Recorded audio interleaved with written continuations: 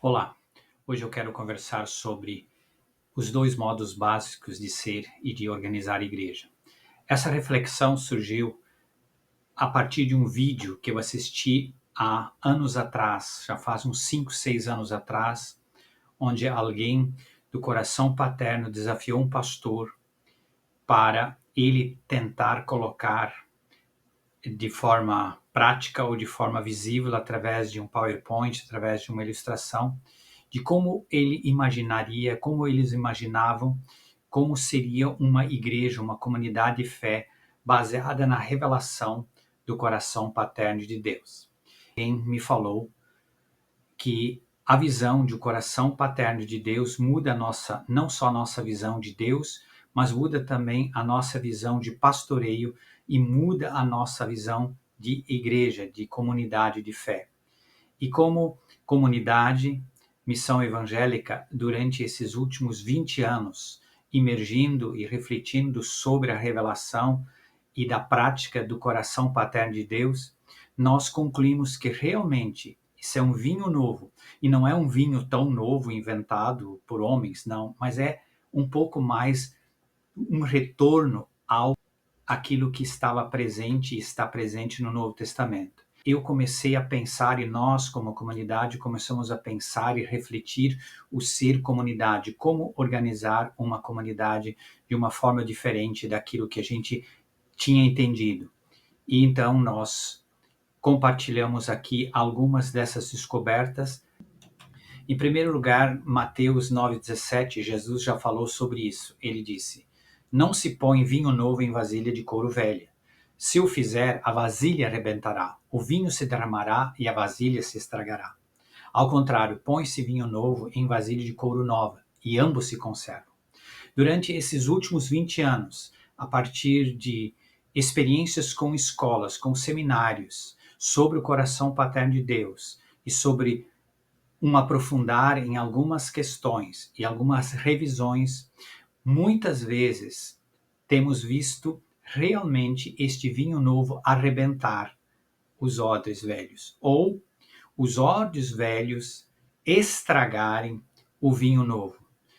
E há muito vinho velho disponível. Nós temos centenas de anos de vinho velho disponível e que muitas vezes é misturado com o vinho novo. E por isso nós temos tantas frustrações e às vezes desânimos com umas propostas renovadas. Às vezes próprios avivamentos, próprios despertamentos acontecem e eles têm em si, no seu DNA, algo muito simples, muito prático e muito, eu diria, muito mais parecido com o Novo Testamento, mas logo depois, às vezes pode durar bastante tempo, mas normalmente é muito rápido que se volta e se usa os velhos odres e se mistura os vinhos. Esse foi um alerta de Jesus. E Jesus estava aqui construindo um projeto novo, uma visão, uma nova aliança. Em Efésios 4, 15 e 16. Antes, nós devemos seguir a verdade em amor. E nós devemos crescer em tudo naquele que é o cabeça, Cristo. E aqui nesse texto nós temos uma revelação muito clara, que quando Cristo é o cabeça, todo o corpo, ajustado e unido pelo auxílio de todas as juntas, ele cresce e edifica-se a si mesmo em amor, na medida em que cada parte realiza sua função. E é interessante, eu durante alguns anos, uns 10 anos da minha vida, na final da década de 90, início dos anos 2000, eu me ocupei muito com esta questão de equipar todos os santos, equipar o sacerdócio, ajudar as pessoas a encontrarem os seus dons, os seus ministérios. E é interessante, isso foi uma experiência muito interessante, mas a visão ainda era invertida, era uma visão piramidal, que eu quero mostrar daqui a pouco. E que Jesus deu uma instrução clara sobre isso. Jesus disse que o reino dele não seria dessa forma, não seria como os reinos deste mundo, que é uma forma piramidal. Em Lucas 22, 25, 26 diz: Neste mundo os reis e os grandes homens exercem poder sobre o povo. No entanto, são chamados de seus benfeitores. Entre vocês, porém, será diferente. O que é maior entre vocês ocupe a posição inferior e o líder seja o servo. E esta foi uma revolução na minha vida, no meu conceito de entender comunidade de fé, sabendo que muitas vezes nós continuamos com uma visão piramidal, de cima para baixo. Uma visão até como Jesus, em algumas traduções, diz, olha, vai ter dominadores, vão exercer poder e até vão ser benfeitores. Ou seja, não são pessoas más, são pessoas com coração bom, com coração fiel, mas mesmo assim ainda mantinha um domínio, mantinha um controle de cima para baixo, mesmo não tentando controlar, mesmo incentivando todas as pessoas a encontrar o seu dom. Creio que é uma forma bem saudável de fazer isto, mas não é bem o ideal que Jesus ensinou. Vamos agora olhar isso um pouco melhor. Os reinos desse mundo seguem a visão piramidal, de cima para baixo. Então a gente o que vê?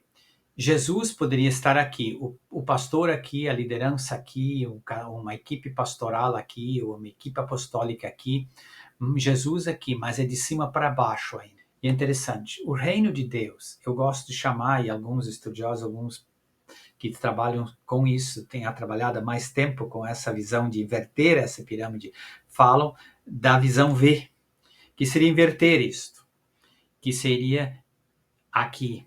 Ou seja, o maior é o menor e está aqui embaixo. Cristo alicerce, Cristo fundamento.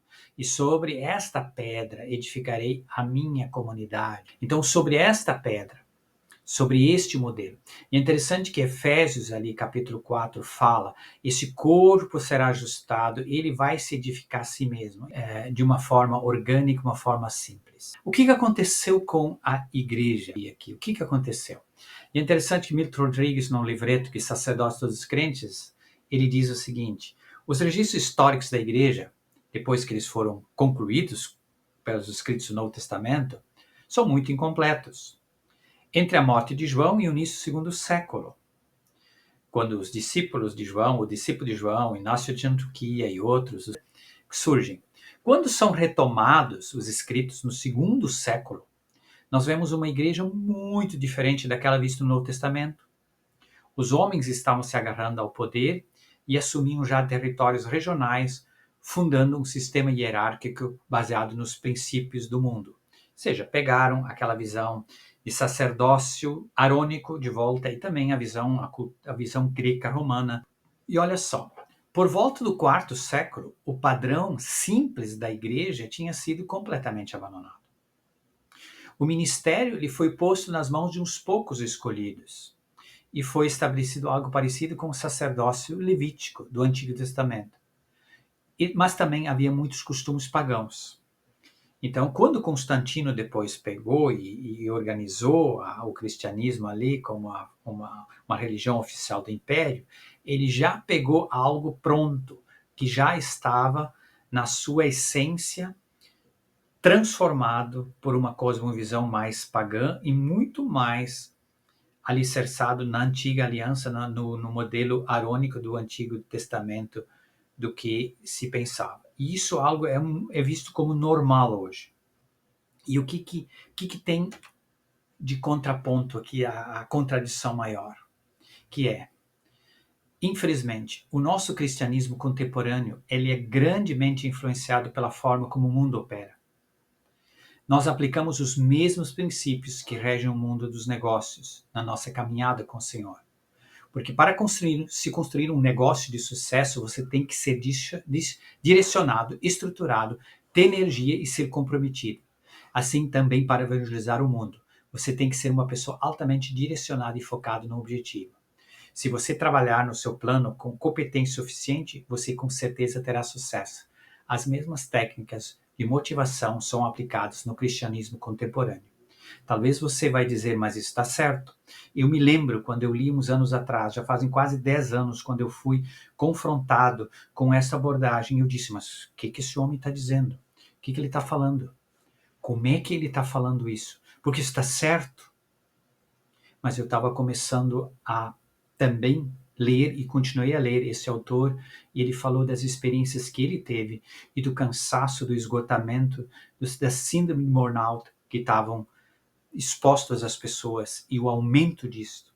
Eu estava vendo que isso tinha um fundo de sentido, e eu me lembrei que quando em 1995 eu ouvi esse pastor falar: você não precisa nem de Deus para organizar uma igreja.